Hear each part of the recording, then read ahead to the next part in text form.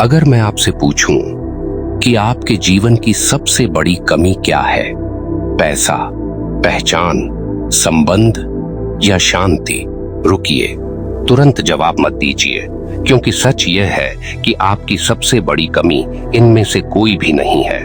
आपकी सबसे बड़ी कमी है ईश्वर से संवाद का अभाव। आप दिन भर सैकड़ों लोगों से बात करते हैं, मोबाइल से बात करते हैं, अपने मन के डर से बात करते हैं, अपनी इच्छाओं से बात करते हैं, पर क्या आपने कभी भोर की उस पवित्र घड़ी में, जब संसार सोया होता है और चेतना जागती है, ईश्वर से 5 मिनट भी बात की है? आज जो मैं कहने जा रहा हूं वह साधारण उपदेश नहीं है, यह जीवन की दिशा बदलने का रहस्य है। और मैं आपको वचन देता हूं, यदि आपने इस वीडियो को अंत तक सुना तो आप ब्रह्म मुहूर्त को कभी साधारण समय नहीं समझेंगे, क्योंकि ब्रह्म मुहूर्त वह समय नहीं है, वह द्वार है। द्वार किसका? आपके भाग्य का। जब आकाश और पृथ्वी के बीच की ऊर्जा सबसे शांत होती है, जब हवा में शोर नहीं बस कंपन होता है, जब मन का कोलाहल भी आधा सोया होता है, उस समय आपकी आत्मा सबसे अधिक ग्रहणशील होती है। और आप क्या करते हैं? अलार्म बंद करके फिर सो जाते हैं। आप कहते हैं समय नहीं है। मैं कहता हूं समय है, बस प्राथमिकता नहीं है। सुनिए, संसार में 2 तरह के लोग होते हैं। एक वे जो भाग्य को कोसते हैं, दूसरे वे जो भाग्य को गढ़ते हैं। फर्क क्या है? फर्क है सुबह की शुरुआत। जो व्यक्ति ब्रह्म मुहूर्त में उठकर 5 मिनट ईश्वर से बात करता है, वह मांगने नहीं जाता, वह जुड़ने जाता है। और जब जुड़ाव होता है तो कृपा अपने आप बहती है। आप पूछेंगे सिर्फ 5 मिनट से क्या होगा? मैं पूछता हूं 5 मिनट भी क्यों नहीं? दिन के 1440 मिनट में से क्या आप 5 मिनट भी अपने सृजनकर्ता को नहीं दे सकते? और जब आप नहीं देते तो फिर शिकायत क्यों करते हैं कि जीवन खाली है? ब्रह्म मुहूर्त में की गई प्रार्थना याचना नहीं होती, संवाद होता है। आप कहते हैं, हे प्रभु, मुझे यह दे दो, वह दे दो। लेकिन कभी यह कहा है, हे प्रभु, आज मैं आपके साथ हूं, बस आपकी उपस्थिति महसूस करना चाहता हूं। यहीं से परिवर्तन शुरू होता है। लेकिन आगे बढ़ने से पहले एक छोटा सा आग्रह है।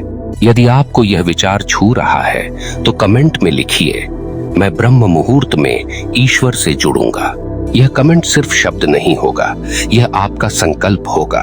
अब ध्यान से सुनिए, जब आप ब्रह्म मुहूर्त में उठते हैं तो आप सिर्फ शरीर को नहीं उठाते, आप चेतना को उठाते हैं। और उस समय मन की दीवारें कमजोर होती हैं। जो बातें दिन में तर्क से नहीं समझ आती, वे उस समय अनुभव से समझ आती हैं। आपने देखा होगा, दिन भर आप योजनाएं बनाते हैं पर उलझनें खत्म नहीं होती। क्यों? क्योंकि योजनाएं मन से बनती हैं, पर ब्रह्म मुहूर्त में जो प्रेरणा आती है वह आत्मा से आती है। और आत्मा कभी भ्रमित नहीं करती। आप कहेंगे, मुझे तो कुछ महसूस नहीं होगा। पहले दिन शायद नहीं होगा, दूसरे दिन भी नहीं, पर तीसरे दिन जब आप चुप बैठेंगे और भीतर एक हल्की सी शांति उतरेगी, तब आप समझेंगे कि यह 5 मिनट साधारण नहीं थे।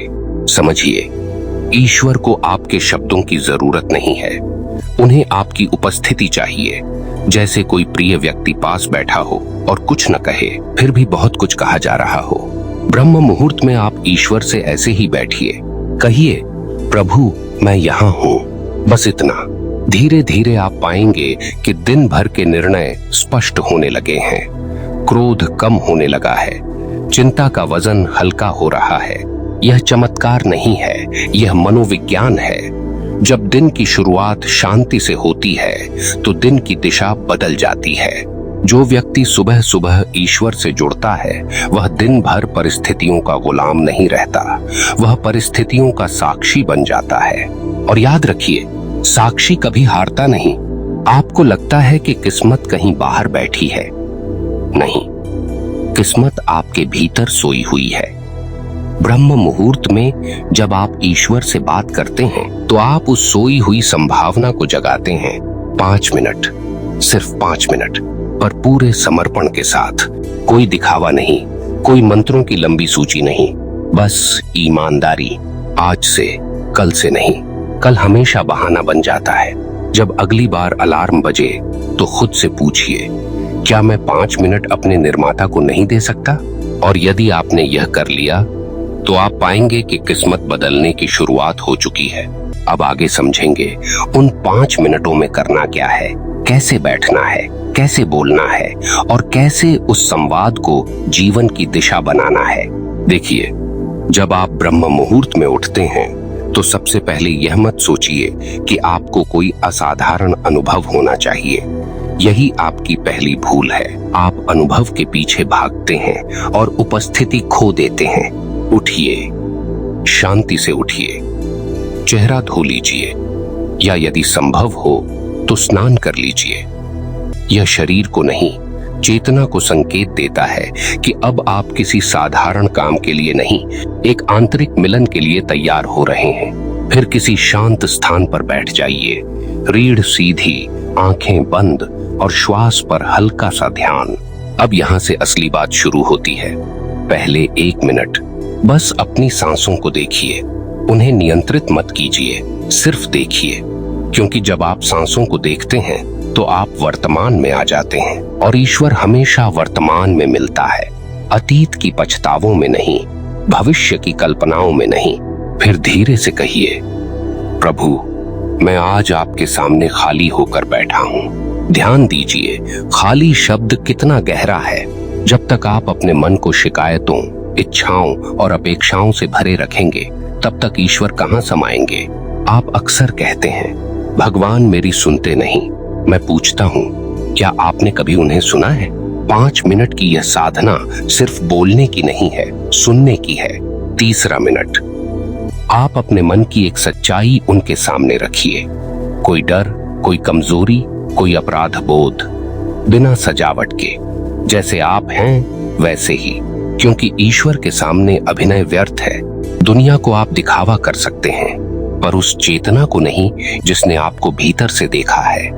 जब आप सच्चे होते हैं तभी परिवर्तन शुरू होता है। चौथा मिनट, मौन। कुछ मत कहिए, कुछ मत सोचिए कि अब क्या होगा, बस मौन। यहीं पर चमत्कार की जड़ है। मौन में मन धीरे धीरे शांत होता है, और जब मन शांत होता है तो भीतर की बुद्धि जागती है। आपने गौर किया होगा, कभी कभी किसी समस्या का समाधान अचानक मिल जाता है। क्यों? क्योंकि उस क्षण आपका मन शांत था।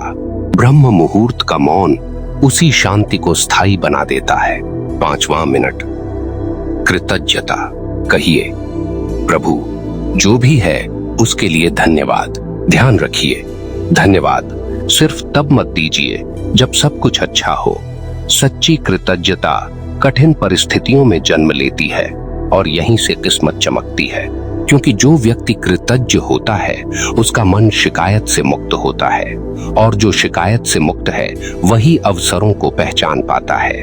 अब एक कठोर सत्य सुनिए, अधिकतर लोग अवसर खो देते हैं क्योंकि उनका मन शिकायतों से भरा होता है। वे देखते नहीं, बस तुलना करते हैं। पर जो व्यक्ति सुबह 5 मिनट ईश्वर के साथ बैठता है वह तुलना से ऊपर उठने लगता है। उसका केंद्र भीतर बनता है, और जब केंद्र भीतर होता है तो बाहर की परिस्थितियां आपको हिला नहीं पाती। आप कह सकते हैं, इतना सरल है क्या? हाँ, सरल है, पर आसान नहीं। सरल इसलिए क्योंकि विधि छोटी है, आसान नहीं क्योंकि मन को अनुशासन पसंद नहीं। आपको रोज जीतना होगा, अपनी नींद पर, अपने बहानों पर, अपने आलस्य पर याद रखिए, हर सुबह की यह छोटी जीत आपके आत्मविश्वास को मजबूत करेगी, और आत्मविश्वास ही किस्मत का पहला स्तंभ है। धीरे धीरे आप देखेंगे कि आपके शब्द बदल रहे हैं, आपका व्यवहार बदल रहा है। आप पहले जितना जल्दी क्रोधित होते थे उतना नहीं होंगे, क्योंकि जिसने सुबह ईश्वर के सामने स्वयं को देखा है वह दिन में दूसरों पर उंगली उठाने से पहले स्वयं को याद करेगा। यही आंतरिक परिपक्वता है। और जब व्यक्ति भीतर से परिपक्व होता है तो निर्णय भी गहरे होते हैं, और गहरे निर्णय ही जीवन को ऊंचाई देते हैं। यह 5 मिनट की बातचीत किसी चमत्कारी तावीज की तरह नहीं है। यह आपके भीतर सोई हुई चेतना को जगाने का माध्यम है। आपको लगेगा कि कुछ सप्ताह बाद आपकी प्राथमिकताएं बदल रही हैं। आप अनावश्यक बहसों से बच रहे हैं। आप छोटी छोटी बातों पर टूट नहीं रहे। यही है किस्मत चमकना। किस्मत मतलब बाहरी चमक नहीं, भीतर की स्पष्टता। और जब भीतर स्पष्टता होती है तो बाहरी उपलब्धियां भी स्थायी होती हैं। अब आगे समझेंगे कि इस साधना को कैसे निरंतर रखा जाए, किन गलतियों से बचना चाहिए और कैसे यह 5 मिनट धीरे धीरे आपके पूरे जीवन का स्वर बदल सकते हैं। अब सबसे महत्वपूर्ण बात, निरंतरता। अधिकतर लोग प्रेरणा में शुरुआत करते हैं पर अनुशासन में हार जाते हैं। पहले 2 दिन उत्साह, तीसरे दिन बहाना, चौथे दिन भूल, और फिर वही पुराना जीवन। यदि आप सच में चाहते हैं कि ब्रह्म मुहूर्त की यह 5 मिनट की बातचीत आपकी किस्मत चमका दे, तो इसे आदत नहीं, प्रतिबद्धता बनाइए। एक नियम बना लीजिए, चाहे रात कैसी भी बीते, चाहे मन कैसा भी हो, चाहे मौसम कैसा भी हो, 5 मिनट का यह मिलन नहीं टूटेगा। याद रखिए, ईश्वर को आपके समय की नहीं, आपकी प्राथमिकता की परख है। और एक गलती से बचिए, इस साधना को दूसरों को दिखाने का माध्यम मत बनाइए। जैसे ही अहंकार आया, मैं तो रोज ब्रह्म मुहूर्त में उठता हूँ, उसी क्षण साधना का सार चला गया। यह संवाद निजी है, यह मिलन आंतरिक है। इसे पवित्र रहने दीजिए। शुरुआत में मन भटकेगा, विचार आएंगे, आज नहीं कल से सही। आप उस आवाज को पहचानिए। वह आपका शत्रु नहीं, परीक्षा है। कठोर होकर कहूं, आपका सबसे बड़ा शत्रु कोई बाहर नहीं बैठा, वह आपके भीतर की टाल मटोल है। जिस दिन आपने उसे जीत लिया, उसी दिन किस्मत ने दिशा बदल दी। और धीरे धीरे आप अनुभव करेंगे कि यह 5 मिनट आपके पूरे दिन का आधार बन गए हैं। आप परिस्थितियों में उलझने के बजाय उन्हें देखने लगे हैं। प्रतिक्रिया कम, समझ अधिक। आप पाएंगे कि निर्णय लेने से पहले भीतर एक शांत आवाज उठती है। वही ईश्वर की प्रेरणा है। पहले आप हर समस्या को संकट समझते थे, अब आप उसे सीख की तरह देखने लगेंगे। यही दृष्टि परिवर्तन है, और दृष्टि बदले बिना भाग्य नहीं बदलता। कुछ लोग पूछेंगे, क्या इससे पैसा मिलेगा, सफलता मिलेगी? मैं कहता हूं, इससे आपको स्पष्टता मिलेगी, और स्पष्टता से सही कर्म होंगे, और सही कर्म से जो मिलेगा वह स्थायी होगा। बिना स्पष्टता के मिली सफलता अक्सर बोझ बन जाती है, पर भीतर से जागा हुआ व्यक्ति सफलता को साधन की तरह उपयोग करता है, पहचान की तरह नहीं। यह 5 मिनट आपको भीतर से इतना मजबूत बना देंगे कि असफलता भी आपको तोड़ेगी नहीं। और सोचिए, जो व्यक्ति असफलता से नहीं टूटता, उसे कौन रोक सकता है? धीरे धीरे आपकी ऊर्जा बदलने लगेगी। लोग कहेंगे, आप में कुछ बदल गया है। आप मुस्कुरा देंगे, क्योंकि आप जानेंगे कि वह परिवर्तन किसी बाहरी उपलब्धि का नहीं, उस शांत भोर के 5 मिनट का परिणाम है। और एक दिन ऐसा आएगा जब आप ब्रह्म मुहूर्त का इंतजार करेंगे। अलार्म बजे उससे पहले आपकी आंख खुल जाएगी, क्योंकि अब वह आदत नहीं, प्रेम बन चुका होगा। याद रखिए, किस्मत चमकना मतलब लॉटरी जीतना नहीं। किस्मत चमकना मतलब सही समय पर सही निर्णय लेना। किस्मत चमकना मतलब भीड़ में रहते हुए भी भीतर से स्थिर रहना। किस्मत चमकना मतलब हर परिस्थिति में अपने केंद्र से जुड़ा रहना। और यह सब शुरू होता है सिर्फ 5 मिनट से। आपको बड़े बदलाव चाहिए, पर छोटी शुरुआत से डरते हैं।